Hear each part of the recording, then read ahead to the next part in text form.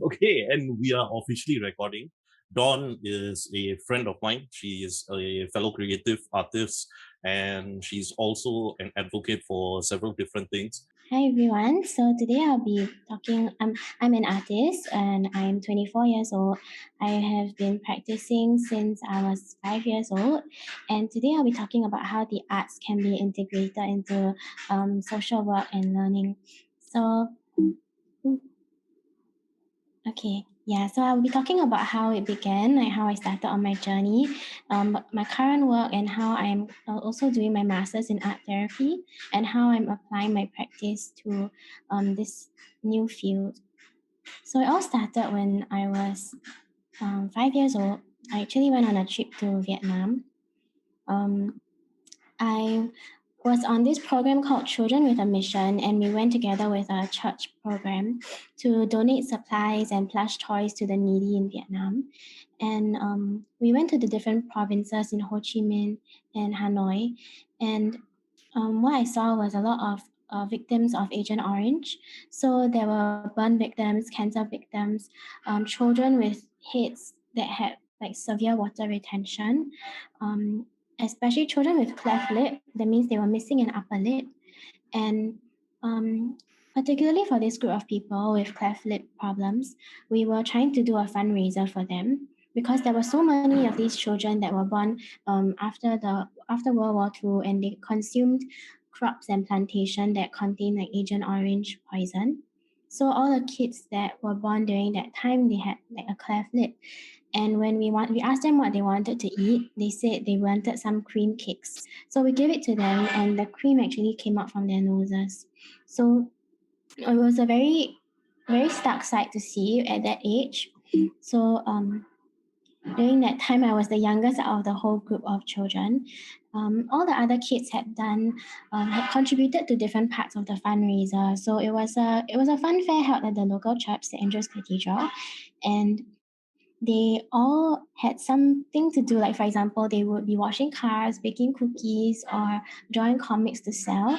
But I was too young to participate, so my mom actually wrote an email to her friends at that time saying that if they were to donate $250 to the cause, which is the amount that it took to pay for one surgery, and all it took to change a life is really $250. And she said whoever donated would receive a drawing done by Dawn, just a little like bookmark drawing.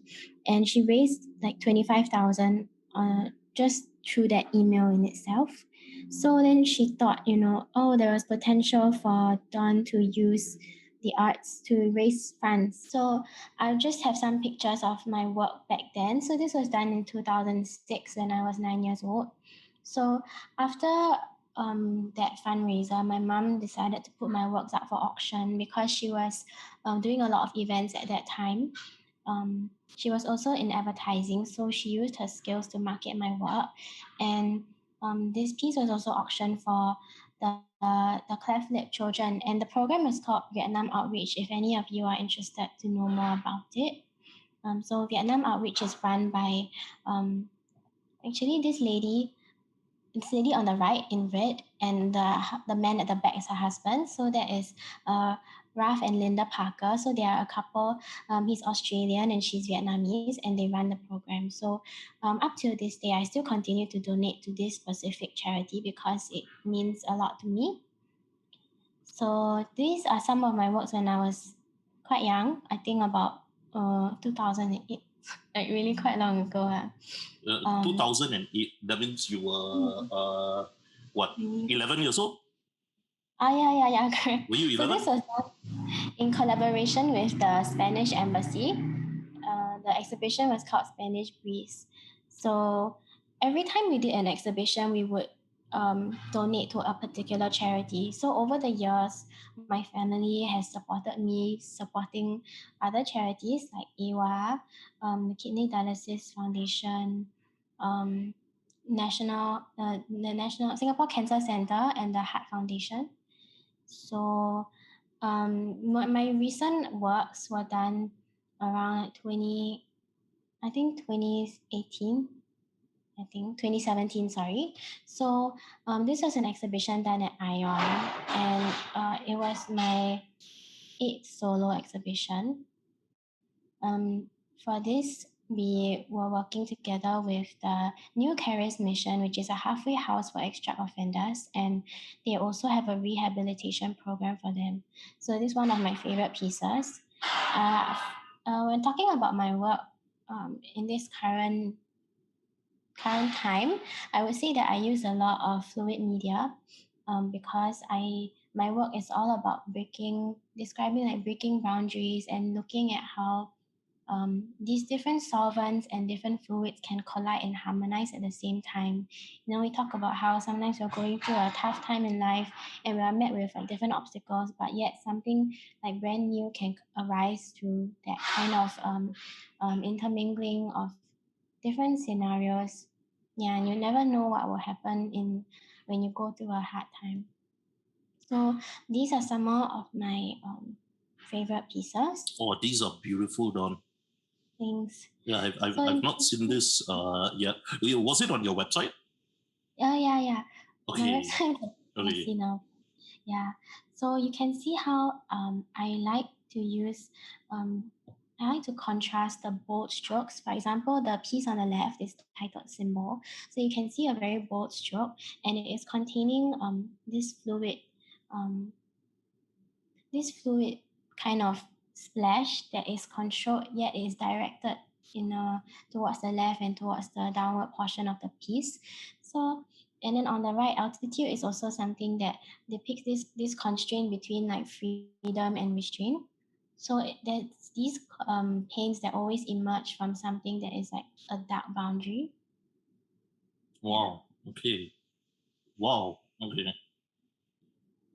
So, I wanted to talk about how doing the pieces are very intentional and manipulated process because people often think that abstract art is just anyhow splashing things on the canvas and you get like, oh, I also can now. But personally, I like to plan out my processes in a journal, and you can see how, for example, in this piece, in altitude on the right side, the majority of the weight is carried on the first column of the canvas, which is like on the third um on the left. Could you Yeah, indicate that with the cursor? can you see my cursor? Okay. I think it's not. Is it visible? Yes, it is.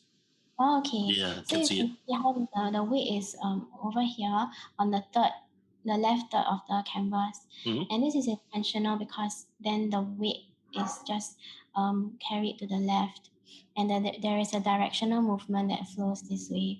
So a lot of it is planned out, even though it looks spontaneous. It is meant to look free flowing, but it's also very intentional. So it's so intentional that art in itself becomes a process of discovery and learning for when you talk about it as a science. So there are different types of fluid dynamics. As you can see in my process journal, I talk about paints that have different types of viscosity and density. And then I plan out different compositions and I talk about how I can improve. Um, and how sometimes when you layer the paint, specifically white paint over white paint has a higher density, and so when the layering occurs, the black paint will then emerge, and then there's this accidental painting technique that was developed in the 1930s. Yeah, so feel free to jump in anytime if you have Yeah, any sure. questions. No, I'm just like absorbing everything. Like this is so damn interesting. And Don, how much time does it take you to like create one of this? Like of course I would understand that there's no like set timing or anything like that, right? But in general, I guess like how long Yeah. will it take you like from pre-planning to Mm. the actual production of the piece? Yeah, so as a painter, I don't work every single day, and neither am I like working every single hour. So I would say it takes an average of maybe 1 to 2 weeks to decide from the start of planning to the end, and I decide, okay, this painting is done, and then I sign it. So it actually depends on my level of inspiration or my headspace. I think many creatives can identify with that, because when you're in a very bad headspace and then you keep on having a lot of like your inner critic is just like judging you all the time, and you expect yourself to produce something at the end of the day. And as an adult, if you don't produce it, then you think about the wasted cost of the material, the studio space, the time that it took to like take out all the paints and emotionally prepare for the whole thing. And then sometimes to see that all go down the drain, is very taxing. So sometimes it might take, the longest time I took to complete a painting would be about 2 years, because I left it in the corner for quite a while, and every time I looked at it I just felt so disgusted with myself. But then there are other times when you're just so filled with like passion and vitality that you can finish it in maybe like 3-4 hours. Yeah. Right, So right, it really right, depends on many right. factors. Interesting. Mm. Yeah, so after I went to take my international baccalaureate at SOTA, the School of the Arts. So this was part of my IB work where I tried a little bit of photography, and I also this was one of my first few attempts in layering the solvents. So this piece is actually one of my first investigations into this idea of feminism and female empowerment. And in this piece, I was talking about how sometimes feminists tend to try to exaggerate the truth, exaggerate statistics in order to galvanize their cause. So that becomes counterproductive because they victimize themselves further, and then there is a whole new level of a struggle, because they then try to appeal to the general sympathy of the world to get help, which is a bit counterproductive. But this was a critique of feminism, and I used other works to argue for feminism. So this notion of female empowerment also carried on in my uni days, where where I delved into illustration, digital illustration, and I used it for my final year project. The project was called Girl Talk, and it's essentially about educating female undergraduates to identify what sexual harassment is and how to respond to it. So as you can see here, you can see how art can be used to spark conversations and to start a campaign, really. So in the campaign, we organized an event, a panel event for female undergraduates, and we invited different experts. Um, Such as like people from mental health. So we had a psychiatrist, we had a counselor, and also a lawyer to talk about how we can respond to sexual harassment and also emotionally deal with it. Because I think it's a very, very big issue that many women face, and yet we always second guess ourselves. Um, and so it was also about empowering the population by telling them, your feelings are very valid. Yeah.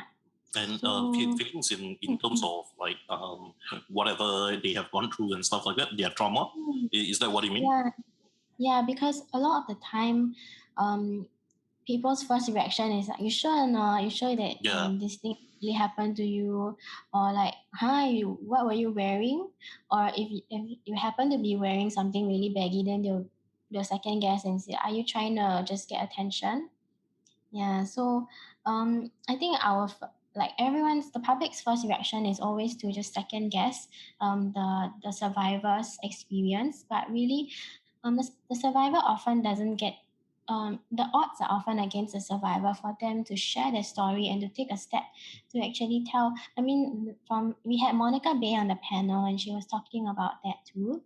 And it's also about trusting your gut, because if you feel uncomfortable with something that happened, you don't necessarily need a specific incident to occur before you voice out your discomfort. So I also managed to apply this, like what we were preaching, into my own life. So, for example, you have to pick your battles. You have to see whether the perpetrator is someone who you can actually confront in public. So, for example, if I was on a train and someone was staring at me for too long, I will work up the guts to actually ask them, "Can I help you?" And just by that, they some of them, they will just be like, oh, and they end up very shy and scared that That's because actually very smart. That's a great thing to do because sorry to cut you off, like just to contribute to what you were saying, because like there have been a couple of times that I have spoken to other activists or advocates of certain different other social issues, right? And there's always this thing about a recurring topic that we have spoken about very often, is how people tend to like not deal with the situation on the spot, and they take it to social media later on. And but of course, like both sides of the coin, they have their reasons. Some people take time to process certain things, and other people are a bit more brave, and so they can straight away deal with the situation. But that's interesting. So I just wanted to point that out. That was quite interesting. That is something that you guys talk about at the same time. And since you raised that, I think also this has to do a lot with the relationship with the pub, because a lot of the times, especially in the university setting, what happens is that the group dynamics plays a very big part, and many of the female undergraduates don't want to break that kind of group harmony there, because if that person who happened to harass you is someone who is very popular, someone very charming, then a lot of people will second guess your experience. And also you don't want to make things awkward with the group. You don't want to be the one who breaks spots of fun. So I mean, for me personally, if since I worked up the guts to do it once, and I do it like whenever I feel discomfort, it became a practice, and it became this way of establishing my boundaries. I mean, especially for strangers, when they're on the train, but definitely relationships become a lot more tenuous when you know the perpetrator, which a lot of the times is actually what happens. So another one of our panelists was Devika Panika. So she's also an advocate for domestic against domestic violence. So I mean, having the support of all these women around me also empowered me to start really putting into practice what we were teaching these people. So there's many ways to go about vocalizing and asserting your boundaries. And I mean, you don't have to do it in the way that I did. It can start with body language. It can start by folding your arms, or just turning away, engaging a bystander even, or just directly speaking to that person and saying, I'm not very comfortable when you do that. So yeah, So there's this Don, sorry. So these are also like real world situations, like it's not just the big stuff that y'all talk about, right? It's also certain real world situations where let's say like someone like for example, the example you gave where someone stares at you for a little too long, so these are also like issues that you guys you girls speak about, and how to deal with that, right? yeah. Yeah, so Okay. it's really a real life application, and it can be the smallest thing from, if your male or female friend just comments on the translucency of your shirt, or like just comments on like how you look in a very disturbing way. You can just learn to work up the guts to say like, hey, I don't really appreciate that. I know it's a lot easier said than done, but that's what we're kind of advocating also, to learn what you're comfortable with. And if you decide that beforehand, then you won't be guessing, is this something I'm all right with on the spot? So there's so many things going through the survivor's head, and that results in sometimes freezing during the situation, or just like, the fight, flight, freeze responses. So if you already know your boundaries beforehand, it becomes a lot easier to respond in the moment. Right. Yeah. You mentioned Survivor. It is something that I've always wanted to ask as well. Why have we moved away from calling people who experience these type of situations? Why have we moved away from calling them victims? Previously, like even in legal terminology, also it used to be victims, but now it is known as survivor. Is there a reason for that?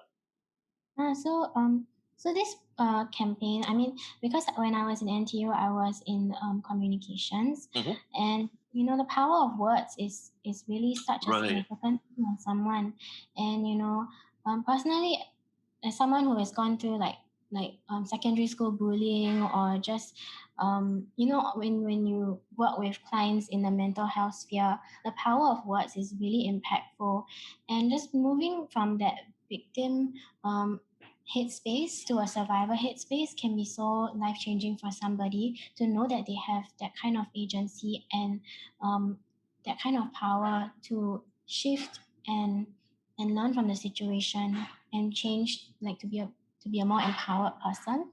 So I think some people identify as victims, but I would say that the terminology for survivors is just so much more empowering, and that's where we position our campaign actually as one that is survivor centric and one that is agency centric as well. Because many other campaigns out there, I think, not to hate on other campaigns, but we've seen some that maybe tell you, oh, I mean, for the Singapore Police Force, for instance, they really up their game for their current campaign, to tell you to they directly speak at the perpetrator, and they tell you that you will get in trouble if you decide to act upon your desires. But then I think previously, maybe about 5-10 years ago, they had campaigns that would tell you there were pictures that were victim blaming. Right. And Right. yeah, so you also want to avoid that kind of blame that the survivors put on themselves, because self blame is one of the main barriers that self blame, shame, fear, embarrassment, one of the barriers that prevent them from speaking out. Right, interesting. And you just to touch on what you said about like campaigns, like sort of engaging, like of course not directly, but they sort Mm, of engage in a bit of victim blaming. Like yeah.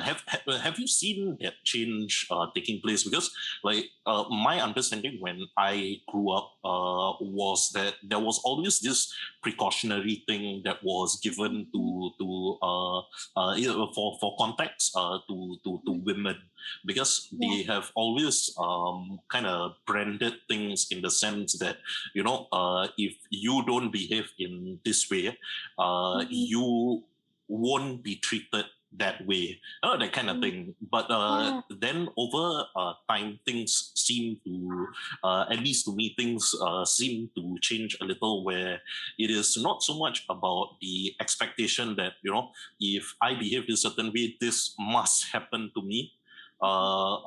It is the responsibility of like the men in general to not be even behaving in that way. I mean, if a person wants to walk down the street in a bikini, like it's Mm, completely up to her. Like it's your self control to like not go up to her and harass her for it. That kind of thing. I mean, I'm just giving a very extreme example, lah. But mm. yeah, have you seen certain changes in the way the media treats survivors of such situations? Well, I would say there's still quite a long way to go. Mm-hmm. And when people handle the cases for a lot of the perpetrators, um, even there was not so recently, there was a rape case where the father raped the daughter, and I think the general sentiment was that the daughter was asking for it. Um, Oh, was this in yeah, Singapore? yeah, locally. Oh, okay. So, I have to yeah, I mean go that and was one of research that. yeah, that was one of the arguments that the defenses that the father used, said that the daughter had seduced him. And so I think this was one of our main concerns also when we were planning the campaign, when we were deciding how should we position ourselves and how are we going to be empathetic to the survivors, and where should the responsibility lie. So actually all four of us in charge of the campaign, we attended the aware training course. Um, and it was really straightforward when you underwent the course, because they said you are never responsible for someone's abusive actions.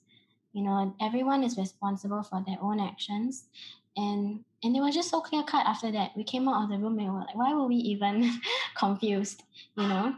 Um, it's really that simple because if as you shouldn't nobody should take advantage, especially if the person was unconscious.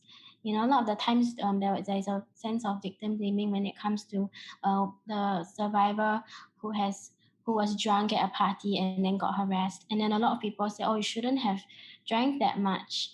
And from the works of, like, for example, Chanel Miller, if you read her, Yep. if you know her, Yep. Yep. her work. Yep.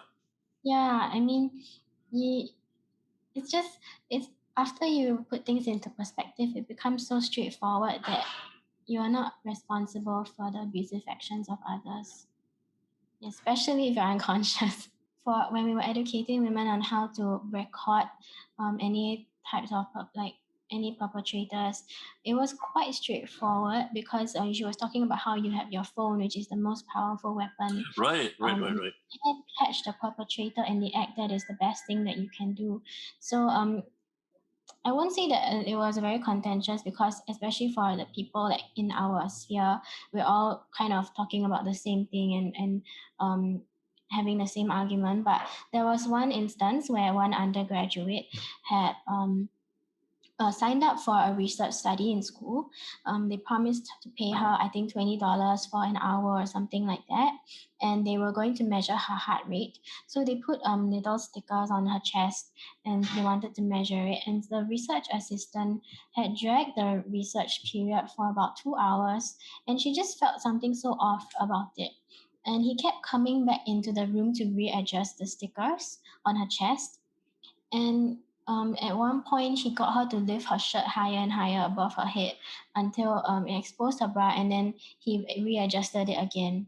So she did something that was just so smart in the moment. She took her phone and flipped it upside down and put it on the table so that the camera could record if he came into the room again. And he unfortunately or fortunately did. So he came back to the room and he came from behind her and gave her a back hug and sort of readjusted the stickers. And she recorded everything. Once she left the room, she sent an email to herself with the timestamp and she detailed every single thing that happened in that room. And after that, her process of reporting that perpetrator was so smooth. I mean, things did take quite a while for everything to be processed. I think it took about maybe 9 months to a year, but then in the end that we were told that the perpetrator was punished.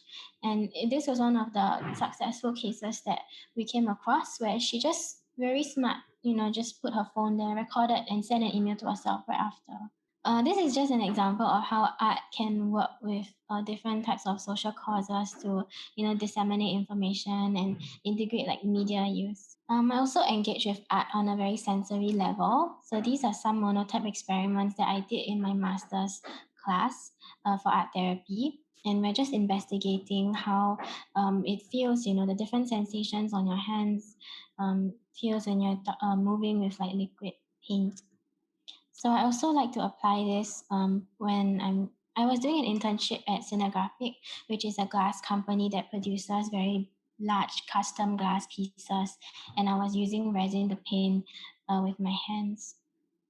So this is the shoot that I did with you, and how I got a Yes. chance to, yeah, experiment on a very very big piece of, I think it was like mahjong paper, Right. and yeah, so that was one of the first experiences also that I had using my body to move on the canvas.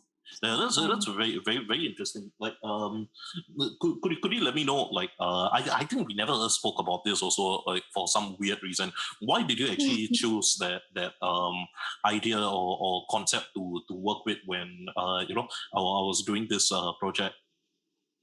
oh yeah, so I actually like all my life I've been a very shy and like very frozen kind of person. I have a lot of anxiety and I'm always like very uptight, and I felt like I wanted to feel bigger, like to express myself in a bigger way, in an unrestricted way. And it just felt like very freeing to be able to stretch my arms like as wide as I could with the chosen medium. And I just wanted to experiment and see, what it felt like. I think for me, I'm just a very feeling person, and art in itself is all about feelings. I used to see it as a weakness actually, because growing up, people always be like, "Ah, yeah, why are you so sensitive? Just forget it." But I really think I started to learn how to honor my emotions, and process them, manage them, and then channel them into what is healthy. Yeah, because a lot of the Interesting. times in our culture, in Asian culture, it's always about like hiding your emotions, and then what will the neighbors think, and don't create a scene, or like don't lose face, this kind of thing. But to me now, it's really about this process of just sitting with your feelings, because I think a lot of us don't do that often. Sitting with whatever pain and anger and hurt, whatever we're going through, and just feeling like, where is that in my body, and then what is my body trying to tell me, because feelings are, after all, messages to yourself. And if we don't face them, then we don't understand ourselves, or we suppress our own voice.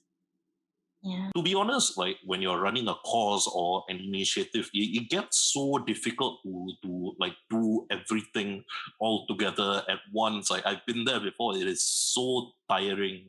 So I completely resonate with what you feel about, or rather what you said about, not being able to express yourself in that way, because Mhm. like that is something that all of us for some reason have to abide by to be at a certain place or position in the arts industry over here. It's just weird. It's just weird. I never agreed to that. Yeah. Yeah, I think also in the Singaporean landscape, it feels like a very liminal position to be in, because in order to be an artist or a practitioner, you need to sort of fit the mold to what like NAC wants, or what people expect of you. And when we're in the position of when our work and our passion overlaps, it's very difficult to find the balance. I mean, for you, it's like you have all these late nights, and you like drive yourself like so hard. I can empathize like how, when is a good time to have a good balance of enjoying our work, having that same spirit, but also having that kind of um mental posture that it takes to be in a working kind of mode as well. And how do we not sell ourselves short? Right, Yeah. right. Yeah, and while doing that, like, how can we support, like, friends and collaborators at the same Uh, time? yeah, so talking about feelings, I also want to talk a bit about flow, and Oh, how I love this. yeah, this is titled biosynergy. And to me, like when I'm painting or when I'm engaging in the flow, it's really, when you're doing art, it's as if time passes so fast, and you're totally immersed in this sort of space that is just your own. It's like sort of a magical experience in itself. And it really describes like this sort of like life force that I feel like is in all of us. So flow is a really important um, sensation in me. So that's one aspect where I think art has this sort of flow that we can learn. It's a process of learning, but it's sort of unexplainable. You can't really like impart like, oh, how much water to pour onto the canvas to like another person, for example. To me, it's all like intuition, like how do you tell someone what is the perfect composition for a photo when you just trust your gut Right, to find. Yeah. So yeah, movement and sculpture is another aspect that I think art encourages learning. These were done in 2012. It's a butterfly horse and a dancer. These were done. These were done in with clay that I dug out from the ground in China, and it was still filled with like feces and flies. And I just, I just went and like molded it and then casted it in fiberglass. right, So right. yeah, which is the Interesting. experience. Yeah. And then talking about sculpture or like 3D forms, currently most of my time is spent on the pottery wheel, where I express myself with a lot of vibrant colors. And it's quite childlike, I think.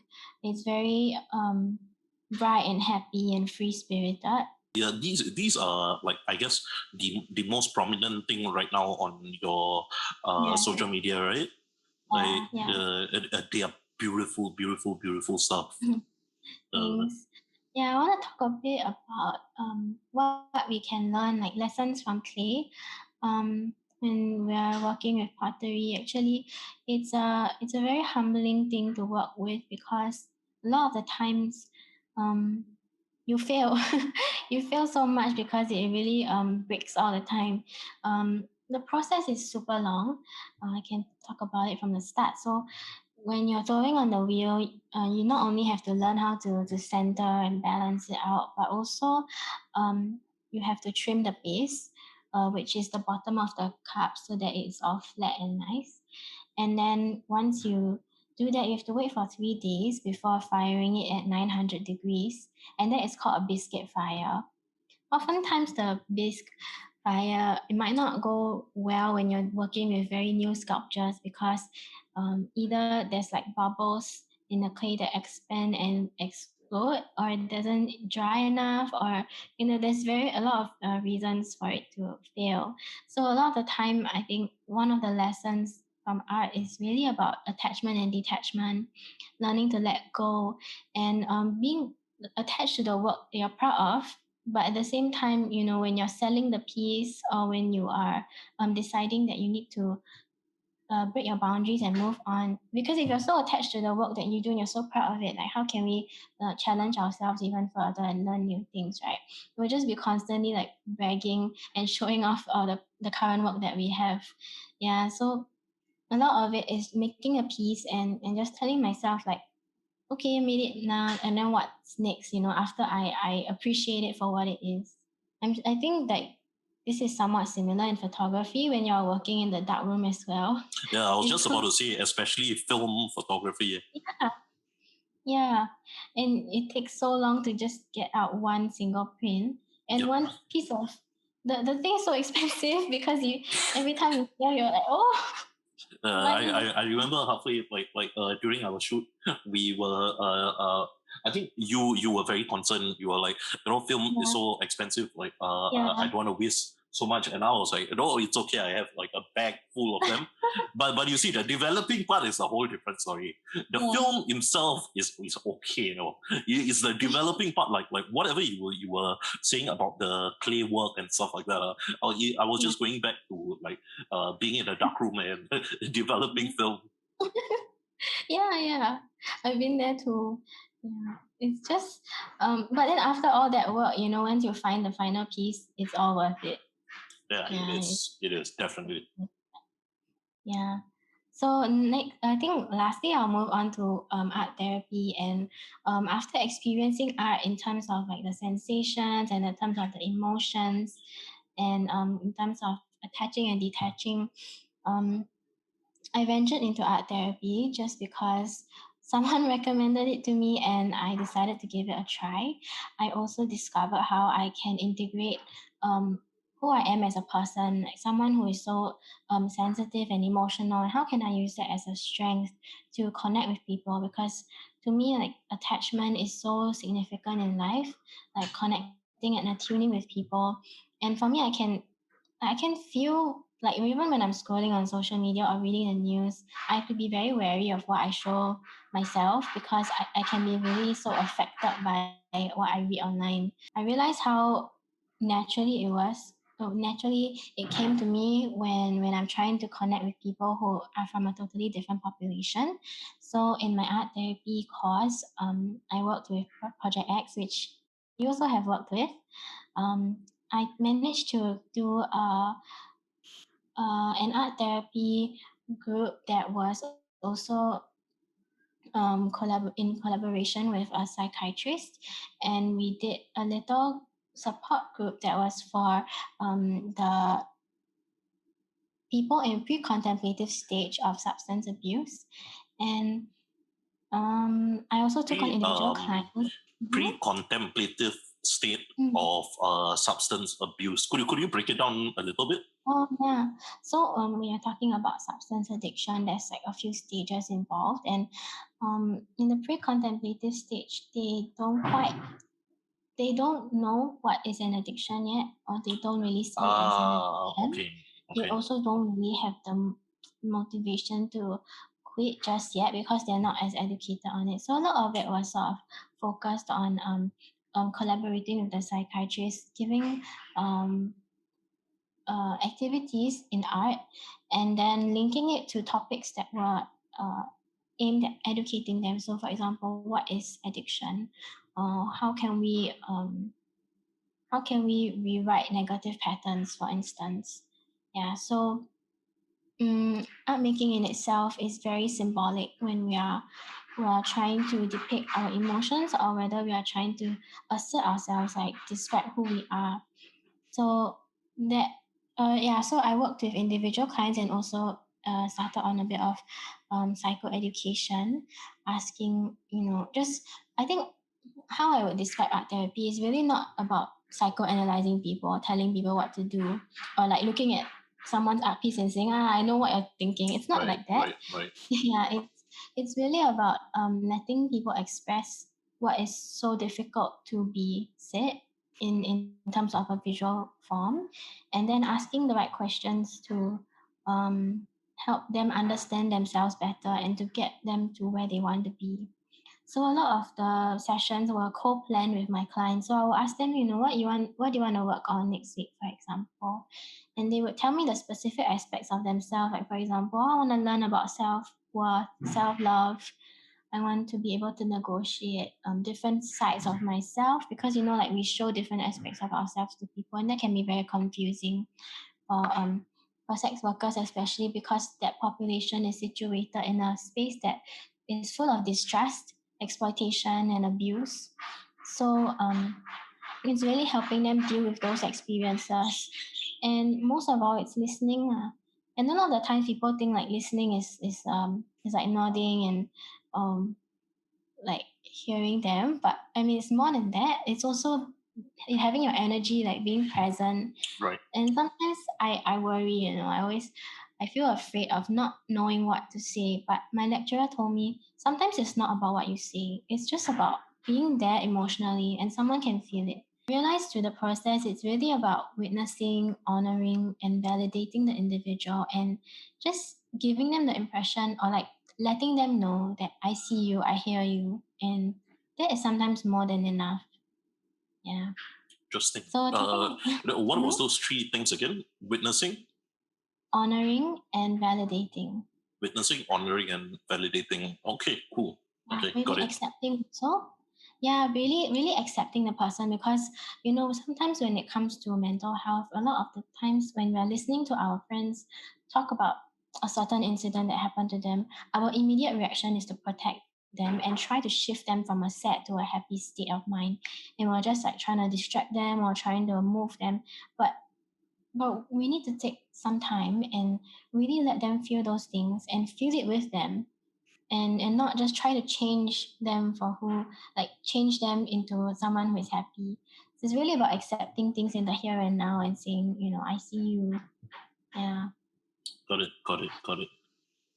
Yeah, so talking about mental health, also, I did a virtual transformation program when COVID started with Raphael, and our program is called Alchemy of the Self. So we were trying to link the benefits of movement and mental health with a little bit of like online meditation, um, yeah, with the whole thing. So this is currently available on his website.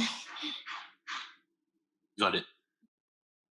So I think that's all I have actually. Nice. Okay, no, Yeah. that's brilliant. That's brilliant. Why, are you so focused on this? Like, as artists, it's already sometimes difficult for us to, make a living, and when you throw in the aspect of like social causes and stuff like that, like, it doesn't it make it another level difficult for you? I think I'm in a very privileged position to say this, because it so happened that what I love doing, what I'm good at, and what is what makes a change in people. They all happen to like intermingle, and in the center of it all is really just giving me meaning. So yeah, it's when I'm able to help people by doing something that I'm passionate about, and by using the skills that I have, it's all just it falls into place and it falls into alignment for me in a very, I won't say like perfect sense, but it just makes sense to me. Right. Because I am privileged enough to be able to do it, and like all these three aspects um, interact, and they also align with my values of yeah, I believe in transformation, I believe in healing, and that to me is gonna that is like probably the core of what I want to stand for. Yeah. I've always believed that art and social issues, or rather art and using art for communicating or speaking up about social issues, it has been an age-old thing, like be it documentary photography, uh, contemporary paintings, music, like rap and stuff like that. Like there has always been this very very close connection between the two. Like Mm. do you feel that it is something natural, like this choice of yours to in continue helping people? Like do you think is just something natural, like it's something you didn't even need to think about? Hmm. I also think it happened when I was at a really young age, and it just happened very naturally for my family and I. But I Mm, also think that attachment and attunement with like other human beings is um very important to me, because I think relationships are really sacred. Like when I take pride in having the most beautiful friends, because um yeah, I think relationships are just so important when you find people who are on your same wavelength and are able to um, you both of you exchange love in different ways and support each other. I think that is so important to me as a person. So if I'm able to do that, explore that as a job, like that is really an amazing like opportunity for me. Yeah, because I just love engaging with different people also. And I think that I have the capacity for it, because I used to be so emotional that sometimes like just hearing about the news online would just send me into like a breakdown. But like being able to work on myself, I always say like you have to make sure your cup is full before you pour into someone else's cup. So I have to also actively work on myself, love myself in order to love other people. It's a lot easier said than done, but yeah, it has been a really long um I feel like my journey has sort of led me this way, and it only makes sense. are you also like going to be like giving tutorials or things like that? Is that like something you are keen on? Hmm. Wow, I've actually never thought of it yet, because I feel like I'm still in a space where I'm Learning. trying. Mhm. Yeah, I'm still learning. But what you pointed out is really important, because a lot of the times when I think people are practicing for many years, they lose this human centric kind of approach, and it becomes so clinical when you want to like with all this diagnosis, and when trying to psychoanalyze people. But I think at the end of the day, we forget that right in front of us is a human being, whatever the population, whether they are a sex worker or um, substance abuser, or whether um, you know, they have different vulnerabilities. They are a human being at the end of the day, and um, for at the core of it is building a relationship with that person first, a therapeutic relationship, in order to help them understand themselves, and really to just be there, hear the experiences, and then ask questions. For example, if they're drawing something, like let's say make it like an abstract piece that it looks like it's like floating away, and then I can ask like, oh, this appears to be floating away, what do you think, you is it moving away from you, and if so, what do you wish moved away from you in your life? So it's really just asking simple questions, and then asking them, and then finding out the answers together with them, and not in like a top-down power relationship. It's together, like on a journey. Yeah. Right, right.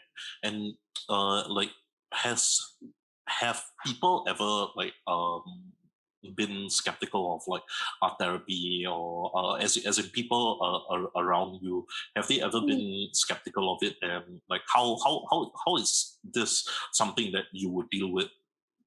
Oh, yeah, I think it's really quite new in Singapore. Most of the time when people ask me, they don't really know what to expect of it.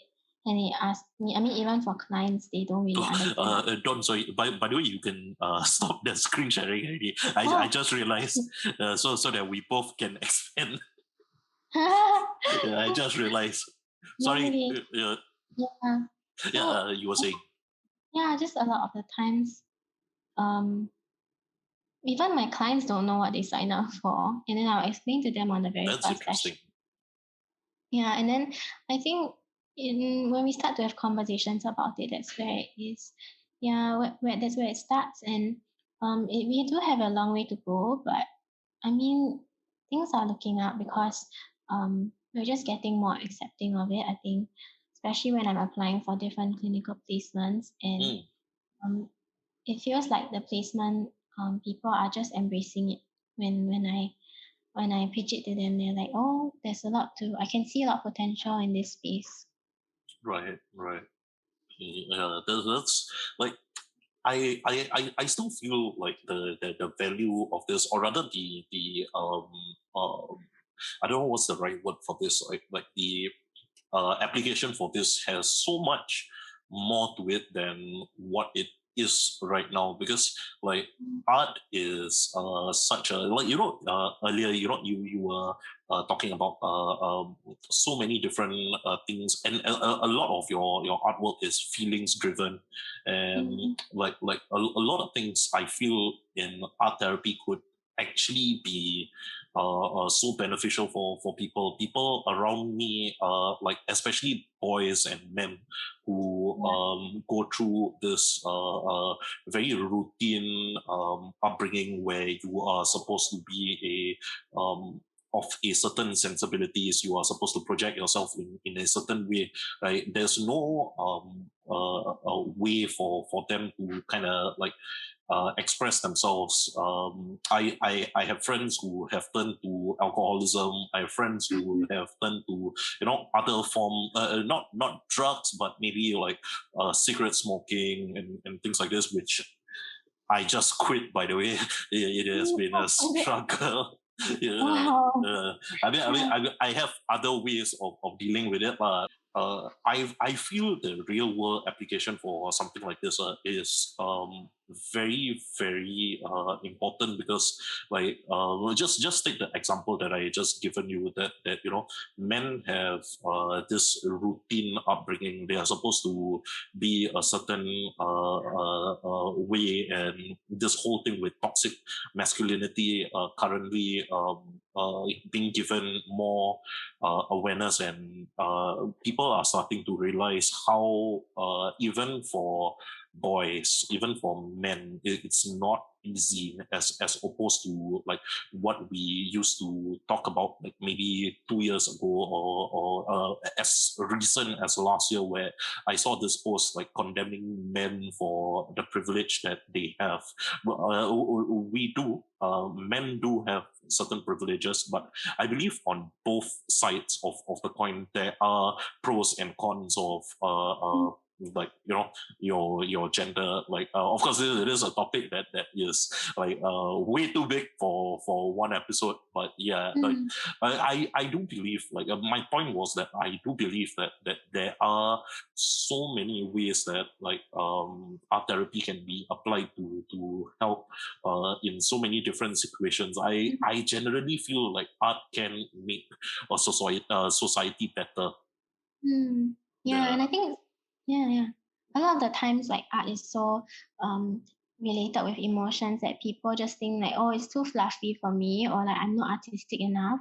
But sometimes art can be grounded as well. And like you mentioned, how sometimes people turn to different forms of coping mechanisms and addictions to just deal with the pain or like deal with life in itself.